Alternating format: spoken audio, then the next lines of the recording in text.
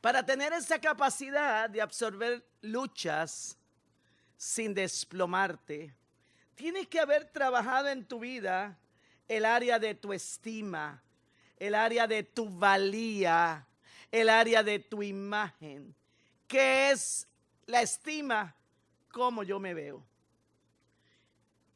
Y oiga esto, la mejor definición que yo he conseguido de lo que es la estima es el conjunto de percepciones, de pensamientos, de evaluaciones, de sentimientos a uno mismo. Es la manifestación de la dignidad en el carácter que te permite confrontar los miedos y seguir adelante sin hacer dependencia de ninguna persona.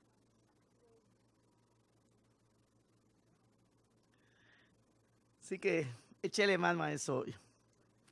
Nuestra estima, como yo me veo, nuestra imagen, como yo veo que los demás me ven, y nuestra valía, el valor que tenemos de nosotros mismos como seres humanos. Estas tres áreas dependen de nuestra seguridad básica. ¿Dónde se produce la seguridad básica? Los primeros 5 años de vida, ya el niño ha computado en su cerebro alrededor de 26,000 horas de experiencias. Muchas de ellas experiencias de rechazo, de abandono y de soledad. Estoy escribiendo. Todo esto lo estoy escribiendo. Estoy haciendo el libro, pero le estoy añadiendo distintos casos que yo he visto. Hace algunos años yo vi una señora que vino donde mí y me dijo, me voy a divorciar. Y yo dije, pues, estás equivocada en la oficina que llegaste porque yo no soy abogado. Me dijo, pero yo quiero trabajar un poco esto. Quiero ver qué ha pasado en mi vida. Porque yo he fracasado en mi matrimonio. Y ella, comencé a trabajar y me empezó a hablar de él. Y dije, no me hables de él porque él no está aquí para defenderse de lo que tú estás diciendo. Háblame de ti. Porque es más fácil hablar del otro que hablar de uno. Y empecé a hablar. Y cuando terminamos le dije, ¿tú crees que? Porque ella me decía, no, es que él no se quiere divorciar porque hay mucho dinero, él tenían empresas, tenían de todo, y tiene que dividir los bienes gananciales y él no quiere dividir. Y dije, oye, pero ella hizo todo un escenario. Yo le dije, ¿tú crees que él estará listo para venir donde mí? Me dijo, sí, él va a venir. Le di una tarjetita, le dice, dile a él que él llame. No, tú no vas a llamar por él. Él tiene que llamar. Y él llamó. Le tocó la cita y vino. Se me paró de frente. Bien imponente. Bien vestido, óigame, de punto en blanco. Con una camisa blanca almidonada, tenía los puños así bien almidonados, estaba grabada sus iniciales, tenía unas yuntas de oro, tenía un vivo por aquí en el cuello, bien puesto. Se me para de frente, él creía que me iba a intimidar, y dije, ay hermano, siéntese. Y empecé a hablar con él. Y lo primero que le pregunté, ¿por qué tú no te quieres divorciar? Porque yo amo a mi esposa. ¿Tú estás seguro de lo que tú me estás diciendo? Yo amo a mi esposa, yo no me quiero divorciar. Entonces, el escenario que él tenía era uno y el que ella tenía era otro. Por eso hay que oír las dos partes.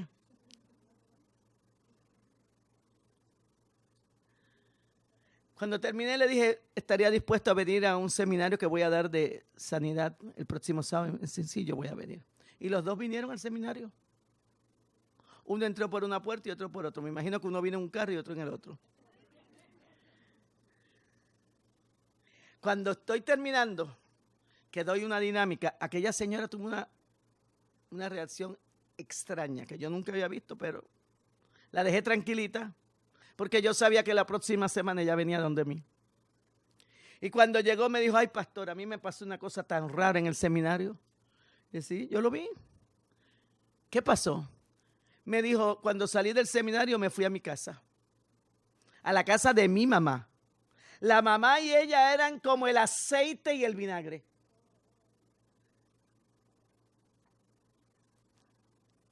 Y le pregunté a la mamá, mamá, cuéntame cómo fue el tiempo cuando tú estuviste embarazada de mí. Y la mamá le dije, ¿por qué tú me preguntas eso? Mamá, yo necesito saber. Y la mamá bajó la cabeza y empezó a llorar.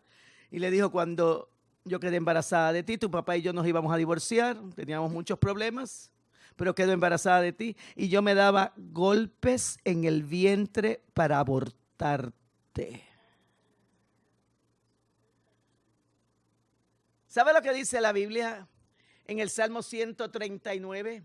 Mi embrión vieron tus ojos y en tu libro estaban escritas todas aquellas cosas que fueron luego formadas. El Salmo 22, 9 y 10 dice, sobre ti fui echado desde antes de nacer. Desde antes de nacer tú eres mi Dios. Y la mamá comenzó a pedirle perdón, perdóname por haberte rechazado, perdóname por no haberte deseado, perdóname por haberte deseado la muerte. O sea, que ellas tenían un problema entre ellas que no sabían ni de dónde venía, pero miren lo profundo que era. Pero miren lo que pasa. Cuando uno va a buscar un compañero, compañera, que ya quiere casarse, uno lo busca por un tele. Un tele es un mensaje que uno envía a la otra persona que tiene que ver con lo que uno tiene por dentro. O es lo contrario a lo que uno tiene por dentro. Una de las dos. Como ella no había lidiado el conflicto con su mamá porque no lo conocía. Pero ellas eran terribles las dos. Cuando ella va a escoge un hombre que es el prototipo de mamá. Tan fuerte, tan dominante, tan controlador como era mamá y tan seca como mamá.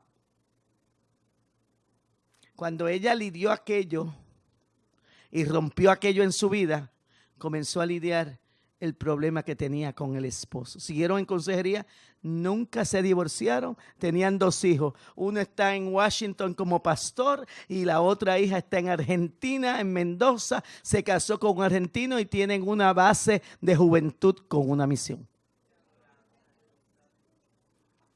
Mi hermano, hay cosas dentro de uno que uno tiene que lidiar y que uno le tiene que pedir al Señor, Señor, ¿por qué yo soy así? ¿Por qué yo reacciono así? ¿Por qué yo soy tan deprimido y tan deprimida? ¿Por qué tengo esta actitud? Tiene que preguntarle, Señor, muéstrame a mí mismo. Vamos a ir con el racional psicológico. Todos tenemos un pasado. Ese pasado está activo. Lo más que nos ha afectado es lo negativo. Hay que reconocer las áreas oscuras.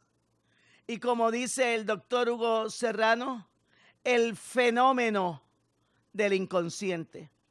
O él dice el lado oscuro de la mente. Óigame, ese lado oscuro de la mente es una porción de la mente que guarda deseos, pensamientos, fantasías, ideas, y muchas veces la persona no se da cuenta de su contenido. Por eso aún la iglesia no está exenta de tener gente que pueden sufrir una sorpresiva manifestación del lado oscuro de la mente. Por eso necesitamos muchos profesionales de ayuda, pero necesitamos gente de Dios que tenga los dones del Espíritu Santo también. Ese pasado activo negativo. La sanidad del alma es la provisión de Dios para aquellos que vienen al Señor con necesidades. La sanidad del alma está relacionada con nuestro pasado. En la vida emocional no hay tiempo ni espacio. Lo que te pasó a ti hace mucho tiempo tiene vigencia en el presente, aunque la gente no lo quiera admitir, porque somos el producto de un montón de cosas que nosotros hemos vivido. Si hubo heridas en el pasado, estas distorsionan lo que percibimos en el presente. Lo que le dije, si una persona fue abusada, va a ver todas las cosas a través del lente del abuso, que ahí está el alma. El no aceptar la sanidad del alma como parte del proceso de la sanidad integral en nuestra vida es negar la intervención del Señor en nuestras vidas. Así que todos tenemos un pasado. Ese pasado te está impactando el presente a nivel de conducta. Todo lo que has internalizado y todo lo que nos causó dolor, nosotros lo inhibimos. Lo hemos internalizado profundamente en nuestra vida. Todas esas cosas que te afectaron, que las inhibiste, que las reprimiste porque causaron dolor, te han marcado. Esas experiencias en años formativos, todo lo que reprimes va a pasar a esa área de ese pasado activo negativo. Y lo pongo como una rayita también allí. Jeremías 23:40 dice que nunca borrará el olvido.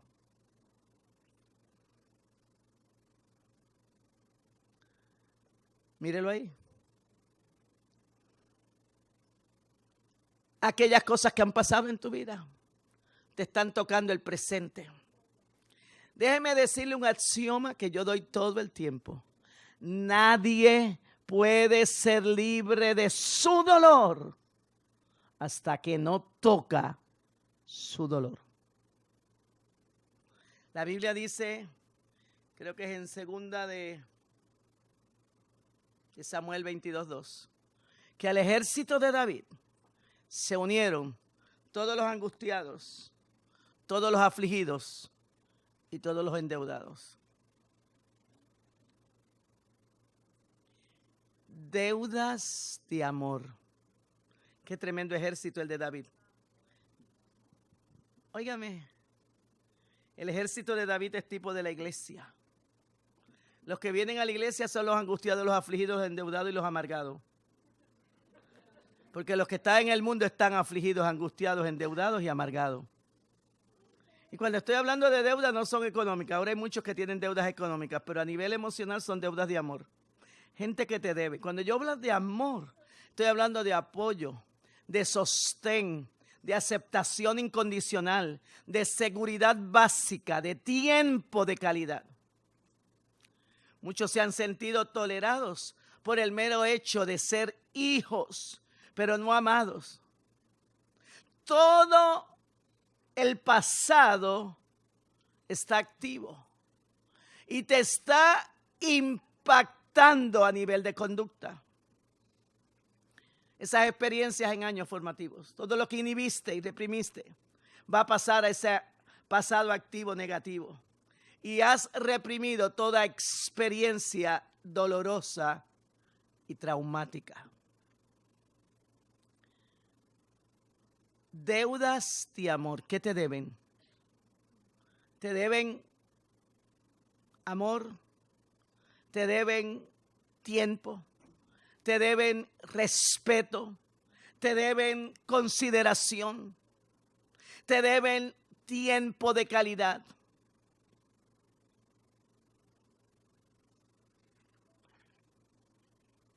Por eso, ¿cómo me relaciono? El concepto de mí mismo es clave para amar y amar a otros. Mi autoimagen y mi autovalía fortalecerán o debilitarán mis relaciones. En el matrimonio, uno de los cónyuges puede ser factor para debilitar o fortalecer la estima. Tú tienes que aprender a verte diferente a cómo te formaron. Vamos a ver otra forma de ver nuestro racional. Mira, ahí está el triángulo de la estima. ¿Quién soy? El sentido de ser, el sentido de pertenencia y cómo me valoro, el valor que tenemos de nosotros como seres humanos. Pero vamos a ver otro. Vamos a ver el témpano de hielo. Oiga esto. En la medida en que nosotros reaccionamos a un simple problema de manera violenta, de manera depresiva y no respondemos normalmente, hay ataduras que están en nuestra vida. Todo lo que hay en nuestra vida, todo lo que pasó en nuestra vida está guardado, está en un área que se puede llamar el inconsciente, que es un área oscura de nuestra personalidad, que le podemos llamar áreas oscuras. También el apóstol Pablo le llamaba raíces de amargura.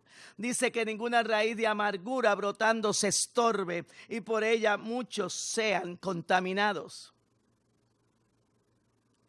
A nivel consciente es lo que nosotros recordamos, pero a veces el recuerdo es muy cortito. Hoy es sábado 10 de septiembre. Si yo le pregunto qué usted estaba haciendo el sábado pasado, que era creo que el 2 de septiembre, pues quizás no lo recuerda, a menos que tenga una agenda y la vea. Pero si yo le digo, ¿dónde usted estaba el 11 de septiembre del 2001? Que cumplimos 15 años mañana. Estoy dando un mensaje por la televisión mañana, hablando de todo esto, a las 4 de la tarde, por el canal, se me olvida, el de Font. Pura... ¿Cuál es? El 58. Muy bien. Ahí, más fácil. A las 4 de la tarde. Estoy hablando exactamente de esto. ¿Por qué ocurrió esto? Y en la iglesia voy a hablar por qué las torres se caen. Porque se cayeron aquellas torres, pero en la vida de la familia hay torres que también se le han caído. Así que hay cosas que si son eventos muy trascendentales, usted los puede recordar. Pero si son cosas normales, usted no las recuerda. Es más, déjeme decirle, hay gente que pusieron las llaves aquí, después las van a buscar y no las encuentran. ¿Sí o no? ¿O a ninguno de ustedes le ha pasado? Hay gente que se pone los espejuelos acá arriba y están todo el día buscando los espejuelos y los tienen acá arriba encaramados.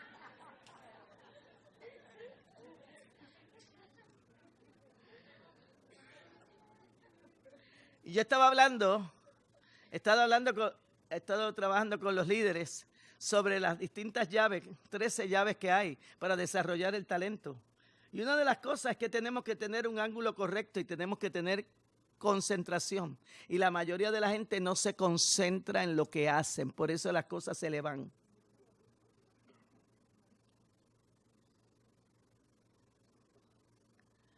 Déjeme darle un ejemplito de esto del consciente, lo que uno tiene a nivel consciente, lo que uno recuerda.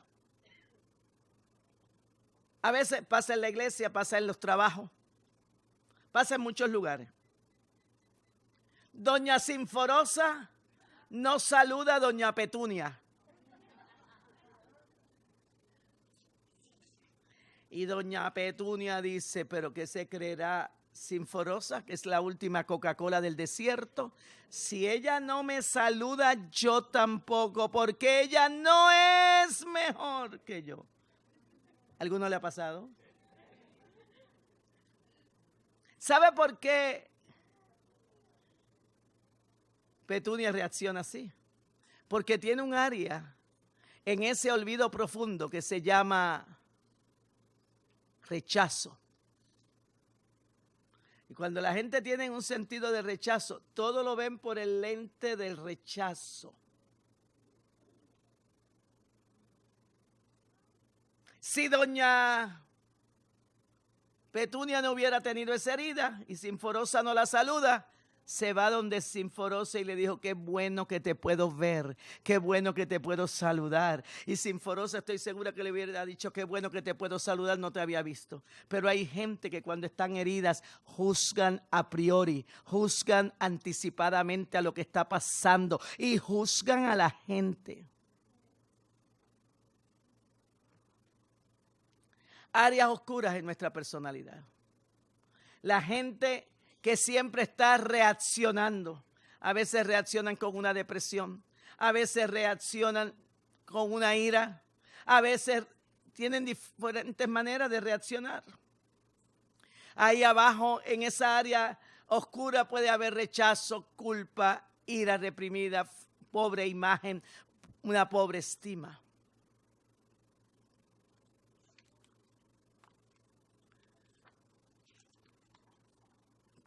¿Qué es la amargura? Aquellos eventos o experiencias negativas durante la niñez, esos años de formación, que afectaron, mire lo que afectaron, tu sentido de ser, de valer y de pertenecer. ¿Qué son esas tres cosas? Esas tres cosas juntas, ¿cómo se llama? Tu estima. Ese es el triángulo de la estima. El sentido de ser, de valer y de pertenecer, provocando emociones negativas y estados anímicos anómalos. Ejemplos que causan amargura: el maltrato, hogares que ha habido maltrato, el abuso psicológico. Hay gente que es bien, bien sutil y te van diciendo cosas. Es que tú no sirves para nada. Es que para lo único que tú sirves es para hacer arroz y habichuela. Abuso psicológico, abuso sexual. Hermanos, estamos viviendo en un tiempo que uno ve las cosas y dice: ¿pero y qué le pasó al mundo? O salió del infierno una artillería pesada para destruir la familia, destruir las vidas. Aún líderes abusando de niños, de niñas, sacerdotes, hogares que todo el tiempo están trabajando con tabú y todo es una, están como en ocultismo, todo tiene que, son hogares bien propensos a que cosas terribles ocurran. Y a veces hay padrastros y hasta papás que abusan de sus hijas y la mamá lo sabe, pero tiene miedo.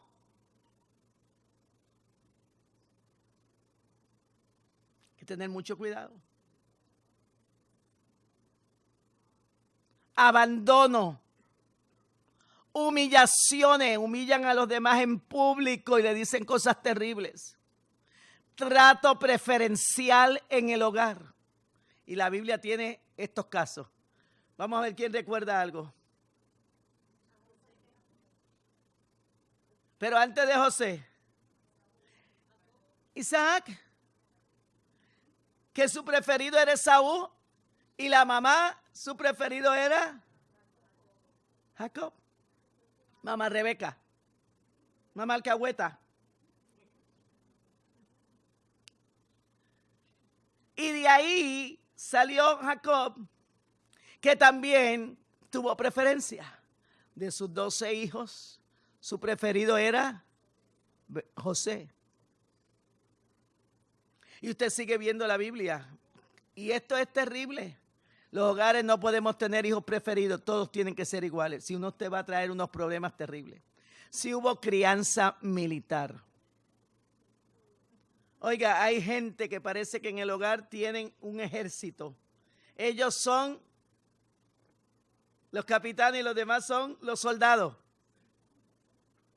Siempre me acuerdo que yo estuve en Honduras y dimos un seminario en un hotel y vino mucha gente, pero lo más que me impresionó no fue la mucha gente, fue que vinieron como 3 o 4 generaciones. Vino el abuelo, vino el papá, vino los hijos, vinieron los nietos. Y yo recuerdo que cuando yo estoy terminando, un señor levanta la mano y me dice, me da una palabra. Y yo sufro muchísimo con esto. Porque como yo no sé la locura que la gente puede decir, yo no le suelto el micrófono a nadie, a menos que yo sepa. Pero mientras él me dijo, me da una palabra, ya venía por el pasillo. Así que no esperó ni que yo le dijera sí o no. Y cuando yo lo miré, yo sabía que era un hombre que había una diferencia en su vida. Él estaba bien vestido. Honduras es el país más pobre de esa área. Él estaba bien vestido, tenía una camisa en hilo, tenía un bolígrafo Montblanc, y no todo el mundo puede tener un bolígrafo Montblanc. Tenía un brillante. O sea que uno no se tiene que poner ni espejuelo para ver la gente. Y ya pasó aquí al frente. La esposa estaba así sentada y los 2 hijos adolescentes estaban ahí. Ellos estaban acá y él estaba allá. Y él empezó a hablar y le dijo a la esposa, yo quiero que tú me perdones, yo me he dado cuenta de lo que pasó en mi vida, por eso yo he sido tan seco, por eso y él me empezó a decir todo y la esposa empezó a llorar y la abrazó y también le pidió perdón a los 2 hijos. A veces uno le tiene que pedir perdón a los hijos, ¿sabes? Le pidió perdón a sus 2 hijos por ser un papá tan seco. Y luego se paró y dijo, y ahora yo le quiero decir, yo nací en un hogar pudiente, pero mi papá todo el tiempo me exigía. Mi papá todo el tiempo me hacía demandas. Y yo nunca podía llenar las expectativas de él. Hubo un semestre cuando yo estaba en la escuela que yo saqué todas mis notas A. Y cuando él las vio, dijo, esto es de los maestros que siempre dan A. Y él dijo, me fui a la cama a llorar, porque él nunca reconocía lo que yo hacía. Seguí estudiando, me hice un abogado. Y en la graduación fui y le enseñé el diploma. Y él lo miró y dijo, para esto yo me sacrifiqué, para que tú te hicieras un abogado. O sea que nunca lo reconoció a él, nunca le dio afirmación, nunca le dio valía. Era él el que hacía las cosas. Dice, yo estoy aquí en Honduras porque me mandaron a buscar mi gobierno. Yo he sido embajador de Honduras en China por mucho tiempo. Y ahora me están enviando de embajador de Honduras para Suecia. Por eso estoy aquí. Pero hoy yo reconozco que yo tengo que cambiar. Gente que son brillantes aquí, pero aquí están vacíos. Porque hubo situaciones en su vida que le dañaron, que le hirieron. Lo más que puede llenar nuestra vida es el amor. Por eso Dios es amor. Hay 2 necesidades básicas que tiene el ser humano. La necesidad de amor y la necesidad de saber que vale, que es valioso. Miren, en los últimos años, mucha gente está estudiando el cerebro. Y está lo que se llama la neurociencia. Y una de las cosas que dicen es que nosotros hemos sido alambrados en nuestro cerebro para amor. Y lo contrario al amor no es el odio, es el temor. Y en nuestro cerebro hay unas neuronas que se llaman las neuronas espejos, Que por eso cuando usted está, a veces yo hago unas dinámicas y le digo busque a alguien, y cuando yo le pido a la gente que den su experiencia, y esta da su experiencia, es exactamente la misma de la otra, porque se escogen personas que tenemos por esas neuronas espejos que tenemos, escogemos gente que tiene las mismas cosas que nosotros tenemos. Pasa en el matrimonio, pasa en muchas áreas de nuestra vida. Así que esa crianza militar, la verdad que yo doy gloria a Dios por aquel hombre, porque Dios hizo algo espectacular en su vida. Si hay sobreprotección en el hogar, la sobreprotección es lo mismo que el rechazo. Porque sobreprotege a tu hijo y tu hijo termina teniendo un enojo tan grande, una ira tan grande contigo, porque no lo dejas que él resuelva. Tú le resuelves todas las cosas. Hay que dejar que los hijos de cuando en vez se den con la cabeza en el piso, que ellos aprendan por cabeza propia, porque nadie aprenda por cabeza de otro.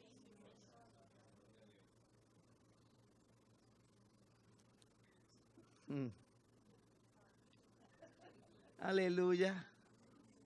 El rechazo. Cuando tú das amor y nadie lo recibe, o cuando tú lo necesitas y nadie te lo da. Emociones negativas, odio, celos, ira, contienda, enojo, angustia, miedo, ansiedad. ¿Cuál es el comportamiento que tiene la gente cuando tiene estas emociones? Deseos de venganza. Tímido, falta de iniciativa. Gente irritable, oiga. Violentos, torturadores. Matan a cuchillo. Poquito a poquito. Hasta que te desangra. Perfeccionistas. Todo tiene que ser perfecto. Mi hermano y mi hermana, la perfección está en el laboratorio. Siempre me acuerdo de una señora cuando Mauricio y yo nos invitaron para ir a que pastoreáramos una iglesia denominacional interinamente, para que les ayudáramos, y nosotros decidimos que lo íbamos a ir a ayudar. Estuvimos allí. Mauricio fue primero y luego cuando yo voy, imagínense, Lisbeth tenía 5 años. Y él lo habían hospedado en la casa de uno de los líderes de la iglesia. Y yo llegué. Y esa noche que yo llego, por la madrugada, yo escucho un ruido. Le digo, Mauricio, ¿y qué es eso? Y me dijo, es que la hermana está limpiando la alfombra. Tenía alfombra blanca y los muebles blancos en cuero, una cosa espectacular. Es que la hermana se levanta así a las 3:30, a las 4 de la mañana a pasar el vacuum cleaner y a limpiar.